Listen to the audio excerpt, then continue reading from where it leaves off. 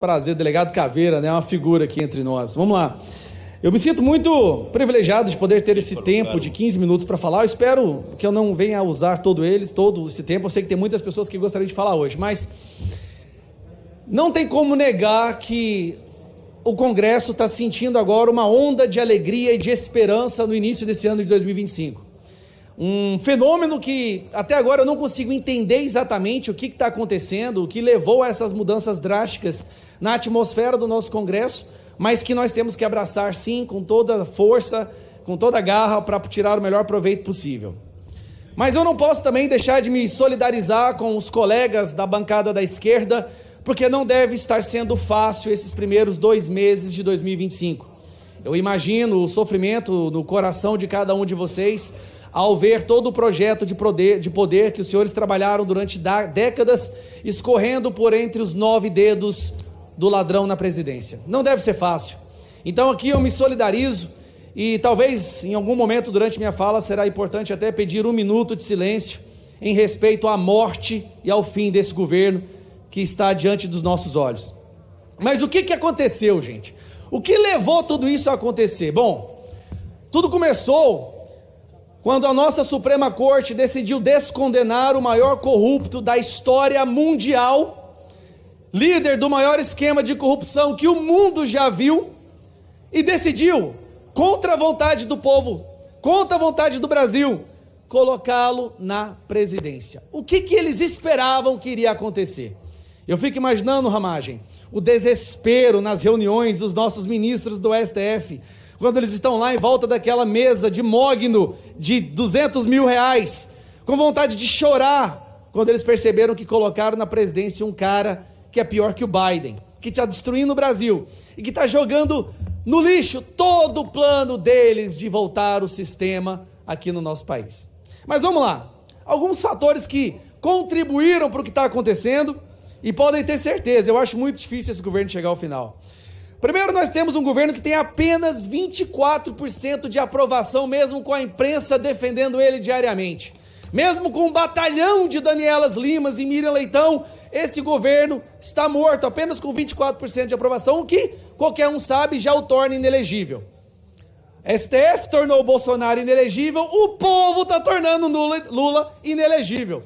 Isso é bom demais falar isso aqui para vocês, mas vamos lá. Primeiro ele vai lá, graças ao Sidônio, eu tenho que abrir uma aspas aqui, cabo, porque nós temos que agradecer o Sidônio.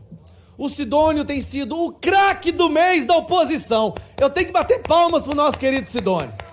Obrigado, Sidônio! Sidônio teve a brilhante ideia de colocar o Lula para falar, para viajar o Brasil, para sair por aí falando, se tá caro, não compre. Aí eu passo esse recado para meus colegas da esquerda. Se o seu presidente está envergonhando vocês, troque o presidente. Dá tempo. Vamos lá. Depois ele fala que o povo não tem informação para reclamar do preço da gasolina. Ô, Sidônio, te amo, Sidônio. O povo não tem informação. O Lula está falando que o povo reclama da gasolina porque o povo é burro. Se tá caro, não compre. Eu acho que o Lula está criando um programa Come Zero. Está mudando o Fome Zero para Come Zero. Aí nós temos o problema da picanha subindo, do café, do leite, dos ovos, gente. Dos ovos. Aí o Lula vira e fala que o Brasil nunca esteve tão bem quanto está agora. Eu poderia até falar, tão bem meus ovos, mas não dá, porque os ovos estão caros demais. Nem comer ovo o povo está conseguindo mais. Ele falou que ia entrar o grosso. Não falou, pessoal? Ele falou, vai entrar o grosso. Eu só não imaginava que os ovos iam entrar junto. Continuando. Aí o aluguel está subindo, a gasolina disparando, o arroz, o feijão. Vem o escândalo do Pix. Depois nós temos a sugestão de ignorar a data de validade. Bom, para mim a data de validade desse governo é que já passou. E não para por aí. O rombo dos Correios, prejuízo recorde, 14 bilhões da Previ. Depois vem a ministra do Lula, gente, e nos dá aquele presente dizendo que déficit não é rombo. Delegado Caveira? Déficit não é rombo, tá bom? Prejuízo não é rombo. Meu Deus, gente, aí ontem, numa tentativa desesperada, obrigado Sidônia mais uma vez, numa tentativa desesperada de tentar demonstrar que ele não é completamente rejeitado, ele vai em Angra dos Reis para fazer uma reunião com o pessoal da Petrobras, e aí eles juntam 20 pessoas numa arquibancada e eles são obrigados a editar um vídeo para simular pessoas falando olê, olê, olá, lulá. Olha o cúmulo da humilhação que esse governo chegou. Tem que editar um vídeo falando olê, olê, olá. Temos o caso do ministro Tarado. Eu estou explicando para vocês, tá? Porque é que seu presidente está com 24%. Aí vem o ministro Taradão. Vamos falar dos recordes, delegado. Os recordes desse governo.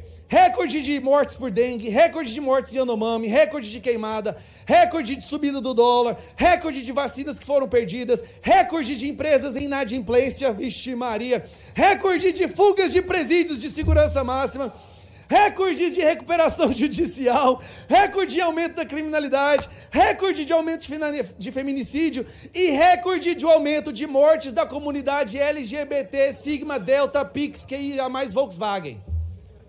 É o governo dos recordes, gente, é impressionante. Vamos lá, a lista é grande, porque esse governo é sensacional. Eu tô adorando esse ano, Ramagem, eu tô adorando esse ano, cara.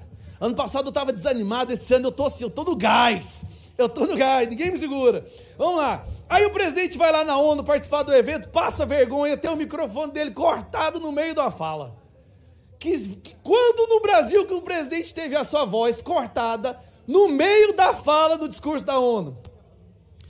Mas é claro, um presidente que recebe agradecimento do Hamas, que é um grupo terrorista que arranca a cabeça de crianças, que está apoiando o golpe aqui na Venezuela, do nosso narcoditador, que ele fala que é uma pessoa boa, e continua, a corrupção aumenta.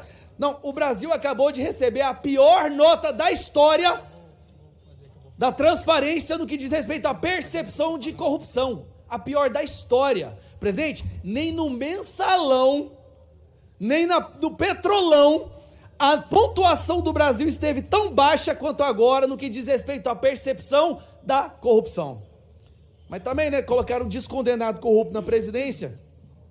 Aí vem os escândalos. Escândalo do Arrosgate, escândalo da mega licitação, né, do Paulo Pimenta, dos amigos do PT, a Quentinha, o IBGE. Não, porque de acordo com o IBGE, o Brasil está às mil maravilhas.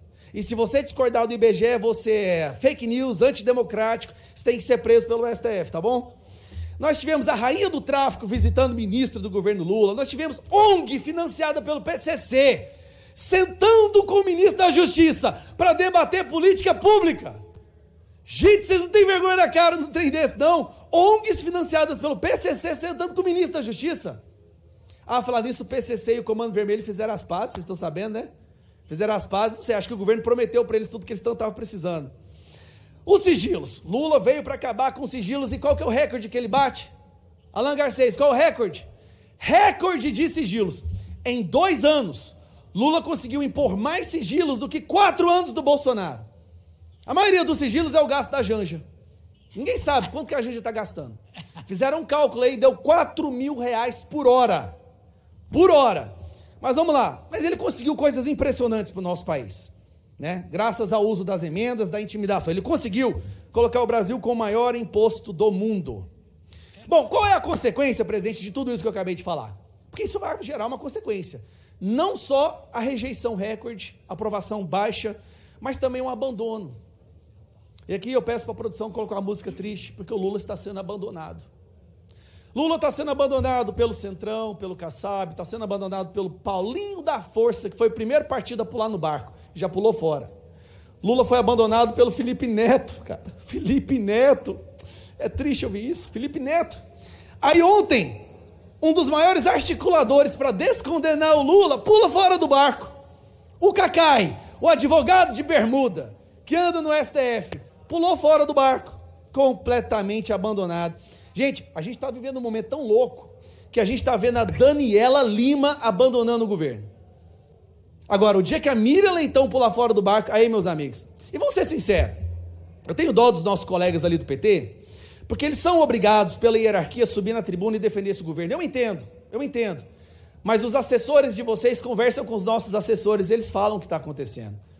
Eles sabem que vocês estão sofrendo, que vocês estão revoltados, que vocês gostariam de formar um grupo para andar sempre com o Lula, para impedir o Lula de falar besteira, que vocês acham que o Lula não tem mais capacidade cognitiva para tomar decisões, que ele já está no estágio Biden. É porque os assessores... Tem um negócio que chama rádio corredor, que os assessores conversam uns com os outros.